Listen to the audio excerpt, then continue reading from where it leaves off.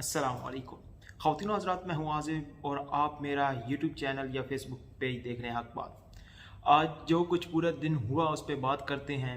लेकिन आज मरीम नवाज़ की वो ख्वाहिश हमें पूरी होती हुई नज़र आ रही है, जिसमें वो कहती थी कि इस फितने को ख़त्म करना है, इसको सियासत से आउट करना है, इसको सियासत से निकालना है। इसके ऊपर तफसीलात से बात करते हैं, बहुत कम वक्त लेती हुई है। आगे शुरू करते हैं वीडियो को, लेकिन इससे पहले अगर आप यूट्यूब पे देख रहे हैं तो चैनल को सब्सक्राइब करें, और अगर आप फेसबुक पेज पे देख रहे हैं तो फेसबुक पेज को लाइक करें। ख़वातीन हज़रात, पिछले पूरे के पूरे साल से एक ही मरीम नवाज़ की ख्वाहिश थी, और वो था कि इमरान खान साहब को सियासत से निकाला जाए, क्योंकि नवाज शरीफ भी सियासत के अंदर नहीं है इस वक्त और उनको भी नाअहल कर दिया गया। तो उनकी ख्वाहिश ये थी, और जो भी इनकी पीछे डील हुई या जो कुछ ये करके हुकूमत के अंदर आए, जिस हिसाब से उस हिसाब से भी यही समझ आ रहा था कि इनको कुछ गारंटियां दी गई, जो कि जो पार्टी मेंबरान थे वो भी टीवी के ऊपर इंटरव्यूज़ के अंदर यही कह रहे थे कि हमें बिल्कुल ये श्योर कराया गया था कि इमरान खान को ख़त्म कर दिया जाएगा, नायल कर दिया जाएगा, सियासत से आउट कर दिया जाएगा। लेकिन पिछले पूरे एक साल से हमने ये देखा है कि जो इमरान खान साहब हैं वो सियासत के अंदर उससे ज़्यादा उन्होंने, यानी पहले जो उनकी सियासत के अंदर जो उनकी पॉपुलैरिटी थी, बल्कि उससे भी ज़्यादा हो गई उनकी। और आज जो उन्होंने एक ग्राफ दिखाया 70% का, तो अगर 70% ना भी हम यकीन करें तो 50% भी एक बहुत बड़ी पॉपुलैरिटी, यानी पाकिस्तान के अंदर फिगर, पॉपुलैरिटी फिगर है।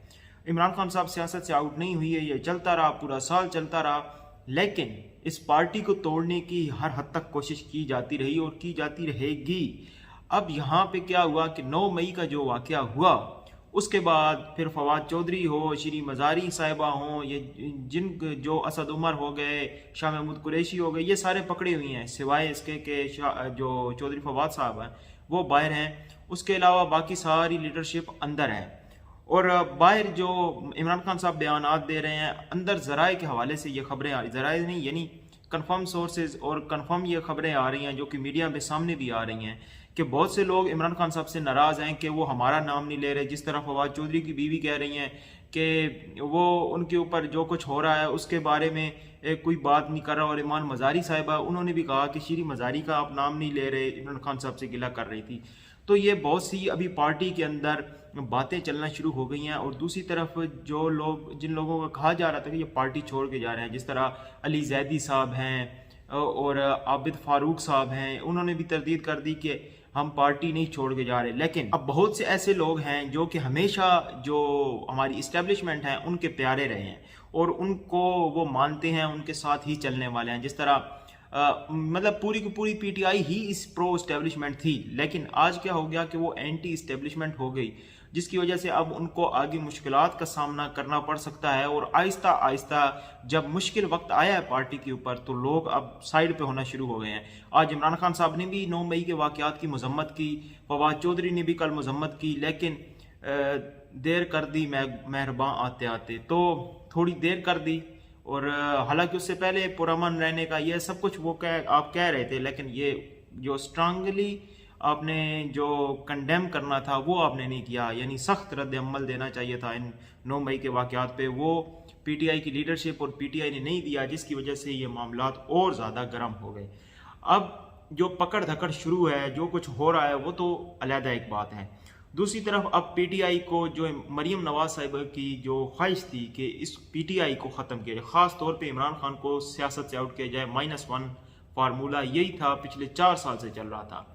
लेकिन आखिरकार कोई और इसका सहूलतकार नहीं बना, इमरान खान साहब और उनकी पार्टी खुद बनी है इसका सहूलतकार। और 9 मई का वो दिन होगा, अगर इमरान खान साहब का सियासत में रहना है या नहीं रहना है, ये उस वाक़यात से बिलोंग करते हैं और उस वाक़यात से इनकी आगे सियासत चल रही है। अब अगर इमरान खान साहब स्ट्रांगली कंडेम करें तो पता नहीं दूसरी तरफ लोग निकलेंगे कि नहीं निकलेंगे। मेरे ख्याल में उनके ज़हन में यही चल रहा है। अब जो पीटीआई को तोड़ने की जो कुछ की जा रही है, मेरा उस पर तज्जिया ये है कि बहुत सी पार्टीज पीछे, जिस तरह पीपल्स पार्टी हो गई, एमक्यूएम हो गई, और बाप पार्टी हो गई, या नेशनल अवामी पार्टी हो गई, और भी बहुत सी पार्टी, जिस तरह नून लीग की पार्टी को तोड़ने की कोशिश की गई। लेकिन पीपल्स पार्टी हो गई, नून लीग हो गई, एमक्यूएम हो गई, इनका जो वोट था पार्टी का वोट था। सेम यानी कि बहुत पुराने सियासतदान थे, और जितने भी इनका जो एज है, जो एज फिगर्स हैं इनके, जो इनका वोटर है वो है 40 से ऊपर, 35 से ऊपर, यानी जिनकी उम्र ढलती हुई है, जो बड़ी उम्र के लोग हैं। जो पीटीआई का वोटर सपोर्टर है वो है 35 साल से नीचे, 30 साल से नीचे, यंग है, जवान है। और वो यंग और जवान वोटर इस वक्त पीटीआई के साथ क्यों है? इसलिए है क्योंकि इमरान खान पीटीआई का चेहरा है और वो इमरान खान के साथ है, ना कि पीटीआई या बल्ले के साथ है। तो ये एक फैक्ट है पीटीआई के जो मुतल्लिक है। अब जो ज़िमनी इलेक्शन हुई है उसमें हालांकि जो दूसरी साइड से जीते हुए कैंडिडेट थे, जो पीटीआई के टिकट पे जीते हुए थे और फिर मुनारिफ हो गए थे, और बड़ा ही स्ट्रांग किस्म का जहांगीर तरीन का कह लें कि ग्रुप भी था, लेकिन वो दोबारा जीत नहीं सके। क्यों? क्योंकि उसके सामने जो जिसके बंदे थे वो इमरान खान थे, और इमरान खान के बंदे सामने लड़ रहे थे उनके साथ इलेक्शन में, जिसकी वजह से इमरान खान का नाम ही उनको वोटें दिलवा गया। और ये बिल्कुल यही है कि वन मैन पूरी पार्टी है, इमरान खान ही पूरी पार्टी है।